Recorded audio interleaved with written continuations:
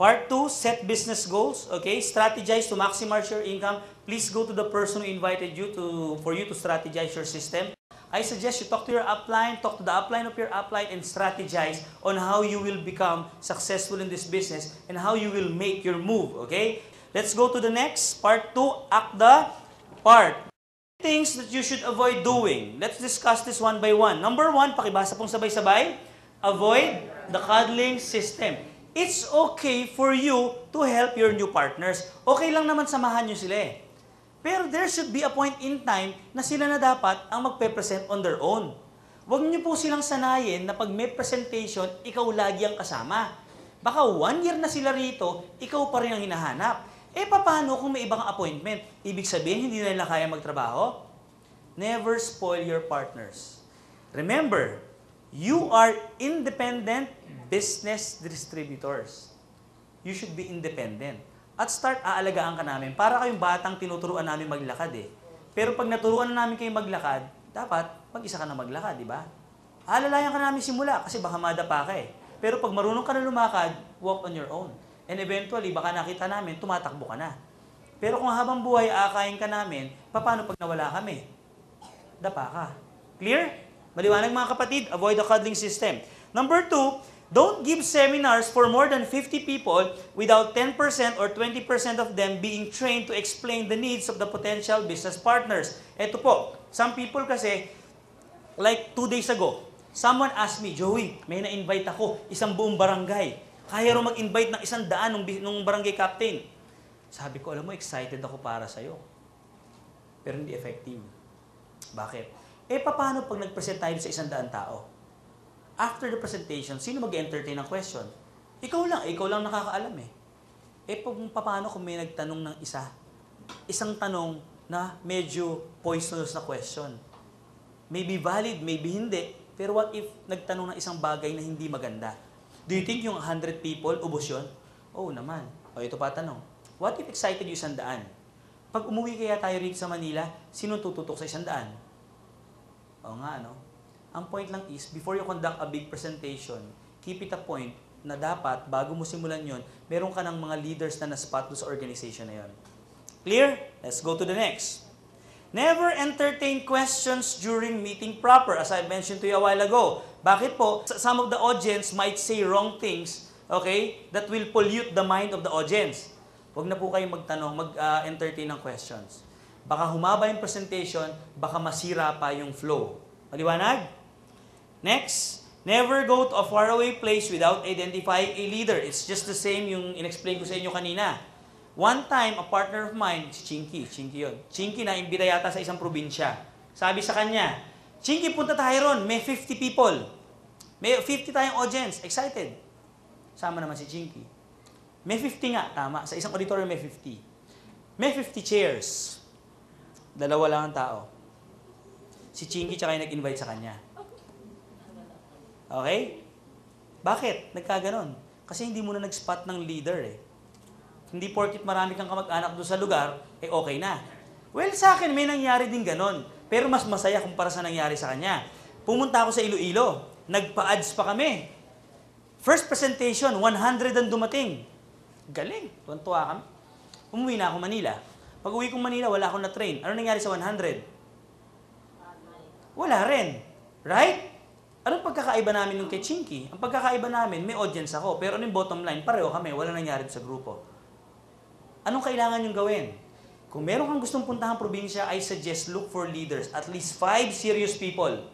Yung 5 yon, dapat nag-register na. At dapat na-train nyo na. Ngayon, ang assignment nila, pagpunta natin sa probinsya nila, bawat isa mag-iimbita ng tig sa 10. Pagpunta mo, ilan ang tao ron? 10 times 5? 50. Plus yung 5 leaders, 55. May 55 kang audience. Pag uwi mo sa Manila, meron ba magtutuloy na negosyo? Sino? Yung 5. That's the importance of this procedure. Clear, ladies and gentlemen? Again, never go to a faraway place without identifying a leader. Next, never sponsor a person and leave untrained. Alam niyo po, tapatan na tayo. Etong negosyo natin, this is a business of inviting and teaching. You need to invite people and you need to teach them. Some people kasi, merong mentality ng isang ahente. Ano yung mentality ng isang ahente? Yung, ang walang ginawa, ang sipag. Araw-araw, recruit ng recruit. Ang dami namang sign up kasi magaling na ahente. Ang tanong is, yung bang mga na-invite nila, natutulungan nila? Yung mga na-invite nila, natuturuan nila? Never sponsor a person and leave them untrained. That's the reason why within 48 hours, kailangan nyo pong gawin yung learn to teach. Next. Never wait for your new distributor to call you. Remember, kung may bago kang invited at kare-register niya lang, please po, tawagan mo siya within that week.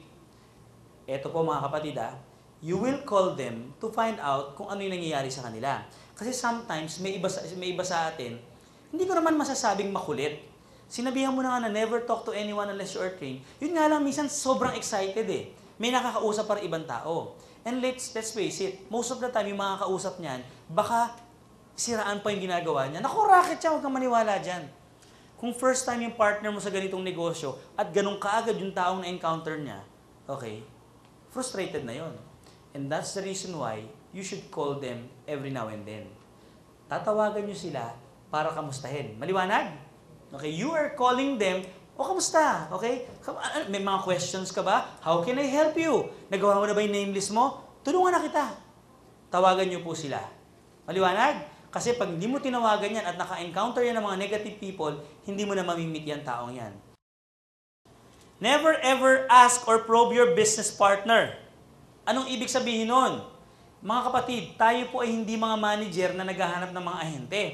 Baka naman pag tinatawagan yung mga partner nyo, kamusta? Ilan na, sign up mo. Bakit wala kang sign up? Wala pa ako nakita sa genealogy mo, hindi mo matagdag. Kumausap ka na ba? Wala kang benta? Ano ba yan? Repeat order. Yung retail rebate, nagbebenta. Wala rin. Pag ganun ka mag-follow up, anong mafe-feel ng partner mo? Grabe. Gustong kumita nito. Siguro ng pera to. Ano ba? Hindi mo makakausap? Tara, mag-invite ka na. Bilis, kailangan mo ng kumita. Kunyari, concern ka pa. Kailangan mo ng kumita. At ako, kailangan ko na rin, di ba? Yun lang naman talaga pinapakita mo Di ba? Remember, hindi po kayo mga boss na nagpa-follow up sa mga empleyado nyo. Mga partner nyo yun. You should care for them. Whenever you follow up, pag nag-follow up ka, dapat inaalam mo kung ano yung mga concerns nila at kung paano mo sila matutulungan. Hindi kung paano kanila matutulungan. Maliwanag? So, never ask or probe your business partner. Remember, okay, give before you receive. Next. ICMOC. What is ICMOC? Okay? I stands for, pakibasa, information. C stands for communication. M stands for motivation. O stands for organization. C stands for, okay. Ang point lang niyan is this. Do you think information importante? Do you think importanteng magbasa kayo ng libro? Sino sa inyo nagbabasa ng libro? Ba't yes nang yes yung iba? Do you think it's important for you to talk to people who will motivate you? Okay? How can I prove to you that information is very vital? Based on ICMOC, the more informations that you have, the more things that you can communicate to other people. Diba? Pag marami kang informasyon, mas marami kang bagay na maiko-communicate sa mga partners mo. Is that right? And the more things na maiko-communicate mo sa mga partners mo, the more din sila ma-motivate. Would you agree? Every time na kinakausap ka ng partner mo, kung lagi ka sinasabihan, alam mo, according to John Maxwell, teamwork is like this, na motivate ka ba? Of course. And the more na-motivate sila, the more lalaki yung inyong, pakibasa, organization. And at the end of the day, pag lumalaki yung organization mo, ano yung kasunod? Commission. And of course, the less informations that you have, the less communication that you can give to your partners. The less motivation, less organization. Bottom line, less. Paano pag no? No information, no communication. No communication, no motivation. No motivation, no organization. No organization, yun ang bottom line. Let's talk about prospecting principle. Number 1 is the 20-80 Pareto law.